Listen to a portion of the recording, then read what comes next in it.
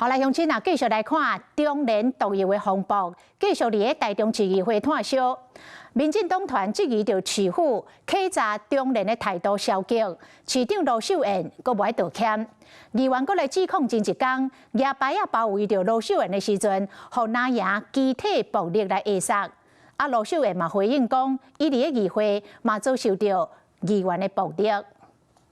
中聯獨遊事件佇咧台中市議會閣一擺點到即火，民進黨罵市府欺詐無夠徹底，市長羅秀燕今仔日決定強硬回擊。你在獨遊案事發之前，台中市政府只有抽驗一次，你認為這樣的一次能夠在你口中說食安就是國安嗎？議員愛羅秀燕甲市民會師咧，羅秀燕反問敢贊成19趴基旅遊上市，兩邊一句來一句去。無恁樣，就佇咧前一天，民進黨議員野牌仔包圍市長羅秀燕，國民黨議員嘛將國去替羅秀燕解圍。民進黨議員陳如陽甲國民黨議員羅奇宏說表有人去甲動手，陳如陽指控叫對方用手後翹弄家己龍牌，講對方是挑工的。對這件事情，他們要表達出他們的歉意。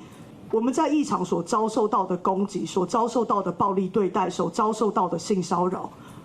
陳於榮不能忍氣吞聲。講到生氣的所在，陳如陽講甲腦光啊甜甜甜，不過叫指控的羅奇宏講，當時佇咧技術堂，大家攏佇咧為頭前衝，伊根本就唔知影現在叫指控。你們都是第一手可以看到，所有的議員都往台前跑，台前推擠，發生什麼事情我真的不知道，我是你們剛問我才知道。